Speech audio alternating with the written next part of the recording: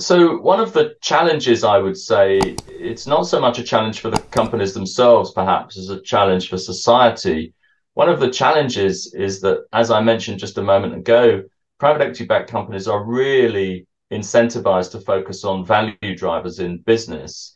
And to the extent that those value drivers are things that society does not find appealing, then private equity-backed companies will no doubt engage in certain behaviors that society at large does not benefit from. And so one of the challenges for me is for regulators and governments is to make sure that as far as possible, we do require companies to internalize their externalities. We do ask them to consider, require them to consider and indeed incentivize them through public policy to consider social and environmental issues, which are perhaps not in and of themselves value drivers for the business. Esto es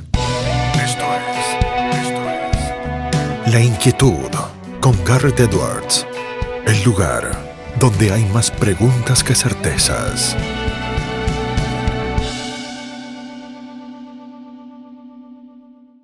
Damos vuelta de página aquí en La Inquietud por CNN Radio Rosario. Tenemos un enorme honor, placer y privilegio.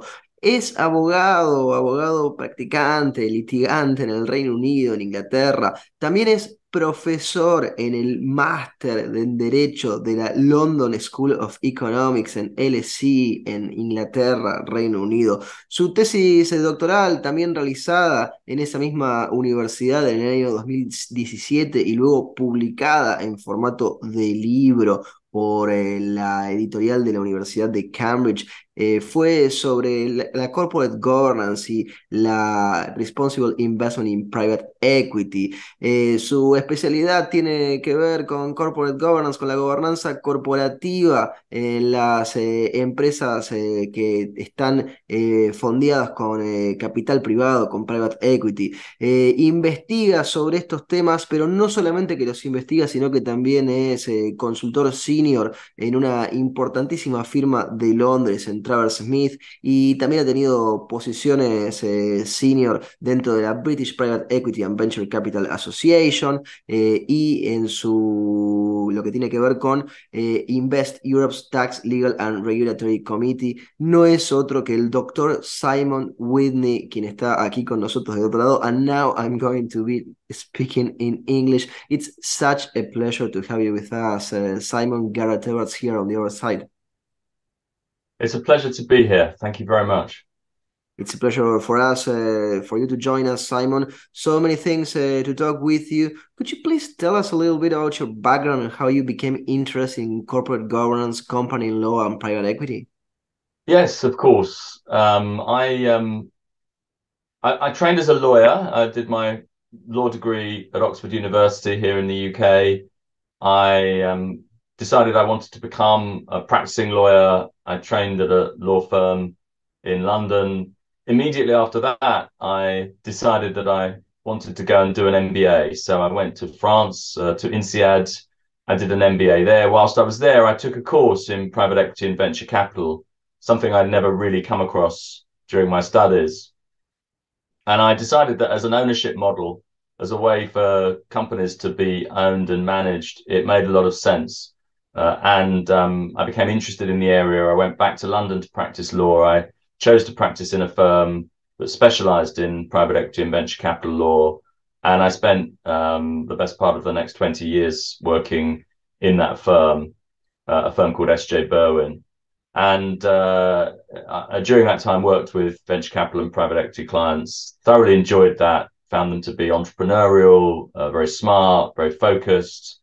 And I became very interested in the corporate governance model that they adopted. So in 2013, I decided to do a PhD at London School of Economics. I took about 4 years, and I ended up writing a book, as you mentioned, with the results of the study that I undertook during the PhD. So yeah, I've always been interested in law. Private equity came slightly later, but it's an industry I've really enjoyed working in throughout my practicing career. A book, Simon, that I had the chance to read and I thoroughly recommend it. It was quite entertaining and illuminating. And you also had to go through all the information and all the statistics and all the stuff that lawyers sometimes do not dedicate enough time, but they all should. What do you think? You were telling us about your personal experience and your professional experience. What do you think that your private practice experience has brought to your academic work and vice versa? I think it's true that many people who work in corporate law in academia have also done some practice, or at least they have a close connection to the practice of law. It's an intensely practical subject, of course. For me, it was hugely important to be able to understand the corporate governance mechanisms, to be able to speak to the people in order to be able to do the research for my book. I don't think I could have done the research project that I did unless I'd spent the time that I had working with people in the industry and understanding the way the industry worked. And of course, when I teach classes, it's quite helpful for me to be able to combine both the kind of academic theoretical insights and combine that with what we see in practice, which students find appealing. So my practice of law, I think, is also enhanced by my academic work. I think it's enabled me, particularly in recent years, to have a better understanding for the way responsible investment fits with the private equity model, and to help clients to understand how they can use their corporate governance mechanisms to further their ambitions when it comes to environmental and social objectives. You were talking about responsible investment, Simon, in your book, Corporate Governance and Responsible Investment in Private Equity. You argue that private equity owners have both the incentives and the capability to focus on responsible investment practices. Could you please elaborate on this argument and provide some examples, maybe for the audience that is not as versed in this subject? Yes, of course. So there are, I think, two main ways in which private equity-backed companies, that's companies with a dominant shareholder that's usually regulated and raises money to invest in private companies. So private equity-backed companies, I think, have two main ways in which they're incentivized to focus on responsible investment practices. The first, I think, is the most important, and that is that the corporate governance mechanisms in private equity really do allow management teams to focus on the real value drivers in the business. And for me, responsible investment is increasingly a really important value driver for businesses.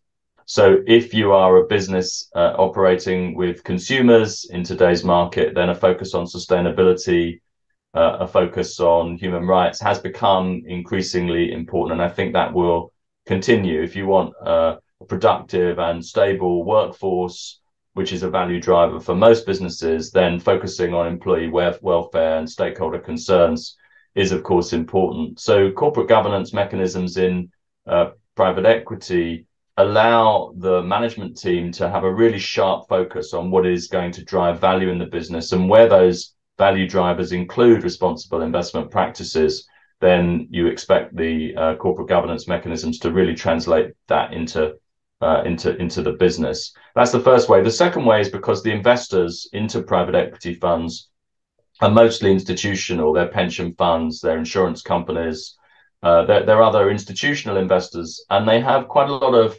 bargaining power when they invest in a private equity fund. They can require the fund manager to adopt certain practices, and increasingly they do.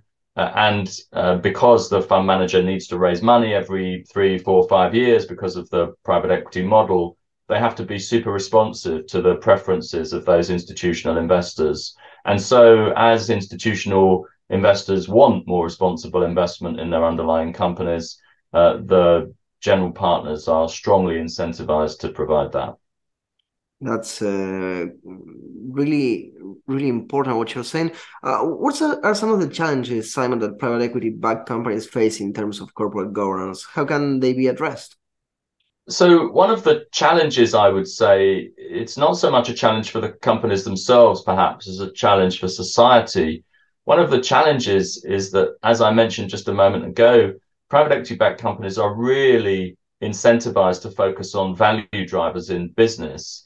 And to the extent that those value drivers are things that society does not find appealing, then private equity-backed companies will no doubt engage in certain behaviors that society at large does not benefit from. And so one of the challenges for me is for regulators and governments is to make sure that as far as possible, we do require companies to internalize their externalities. We do ask them to consider, require them to consider, and indeed incentivize them through public policy to consider social and environmental issues, which are perhaps not in and of themselves value drivers for the business. So some, as I mentioned, some responsible investment practices like the interests of having a stable, productive workforce, the interest of having a loyal customer base, these and many other things will be value drivers, but there will be other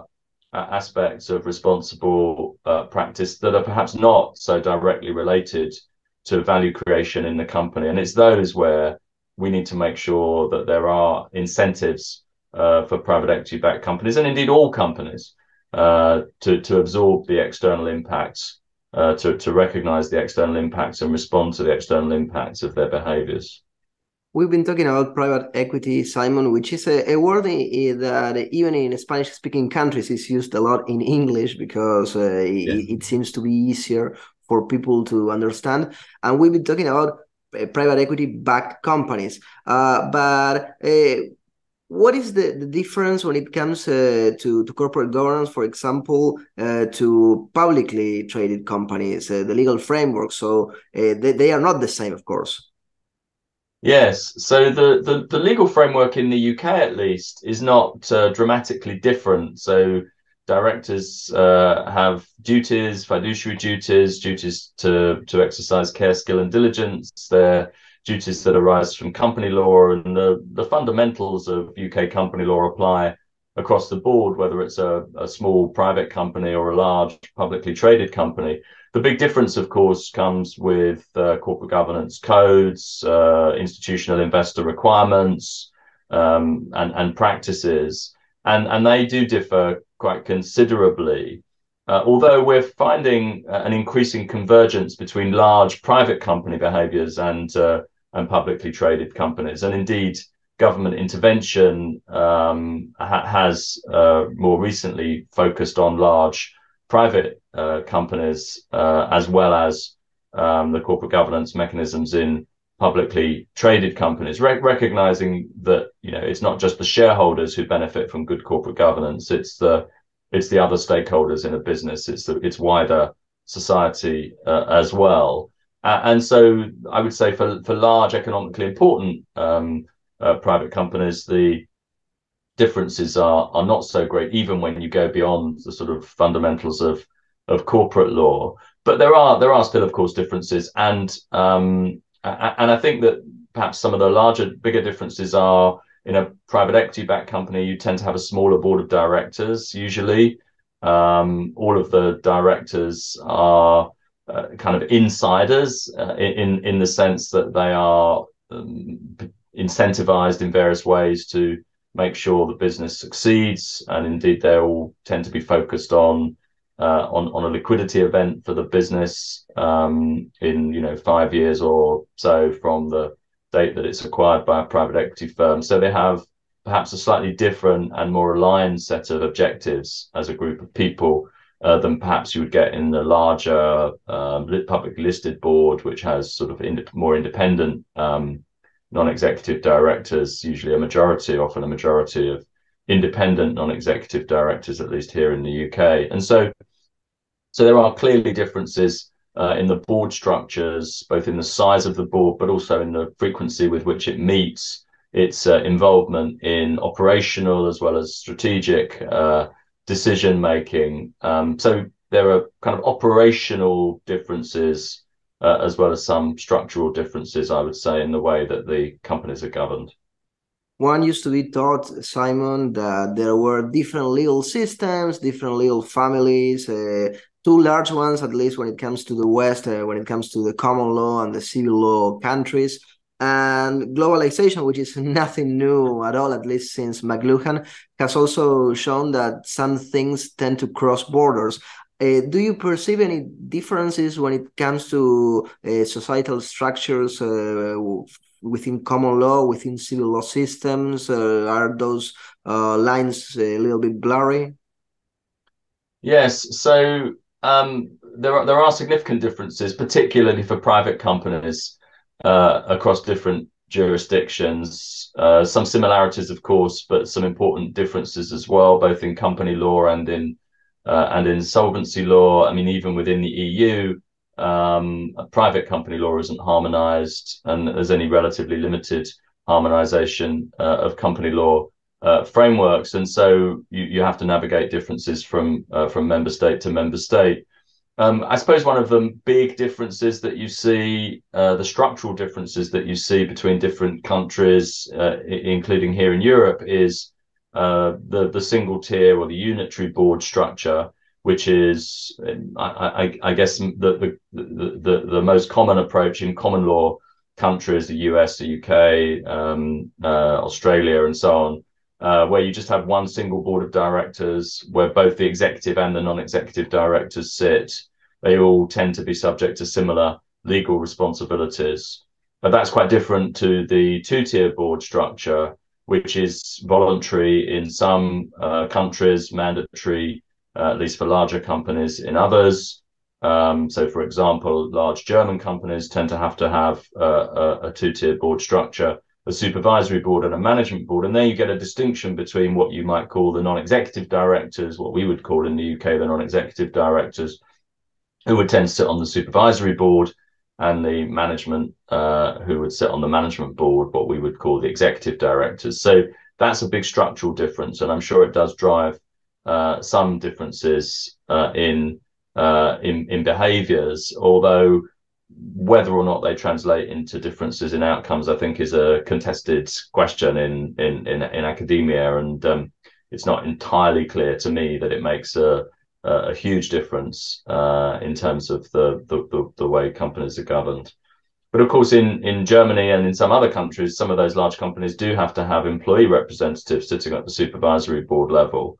And so that is a structural difference, which might well have an impact on outcomes. One would imagine that the supervisory board does, when it has a certain number of employee representatives, does have some different views about how the company should be governed. That's really interesting, because I guess that the people that are listening to us and maybe have read a little bit of law, we all wonder how ideal persons, juridical persons, non-human persons are conceived in every legislation and in every legal ordering, because you even get discussions in our own national systems, legal systems, on how they are perceived. So thinking about that in a global level, it's even more complicated. Yes, yeah, exactly. I agree. Penultimate question, Simon, as a consultant, to the extent that you can share with our audience, how do you approach advising clients on corporate governance issues, and what are some of the most common issues that you encounter in your practice? So for me, at the moment, a big focus is helping clients to adjust to new sustainability regulation in Europe. And this is really important for all asset managers. It's important actually for companies and others as well. But my main client base, private equity firms, asset managers, are significantly affected by European rules, EU and emerging UK rules on sustainability. And these do have and will have an impact on corporate governance in underlying companies. The extent to which they force real change is still, I think, a little unclear. But at the moment, a big focus for me is making sure that clients understand that where there are fund level regulatory initiatives focused on environmental, social, and governance issues, that these need to be translated down into the corporate governance of the underlying portfolio company, and that it's important that if there's a commitment made to an investor or a regulatory requirement at fund level, that this is given life through the ways in which the underlying portfolio companies' corporate governance systems are designed and operated. The last question, Simon, I ask out of every interviewee because the show is called La Inquietud, and in Spanish it's a word game, it's a pun, which can mean at least two things. It can either mean the question, it can mean the restlessness. I have a version chosen for when I ask this question in English. What makes Simon Whitney restless? Well, I suppose there are two answers to that question. I mean, the first is the huge challenges that we face as a society. Climate change, probably the most important and urgent, but also lots of social issues that we here in Europe have to wrestle with, supply chain issues and so on, that businesses are starting to understand, and regulators are really starting to force companies to understand. And yeah, I mean, my role in helping to help business leaders and asset managers understand their responsibilities and how they can use their power and influence positively is something that I think a lot about and is important to me personally. That's the kind of global answer. And related to that, I suppose, is I'm 55.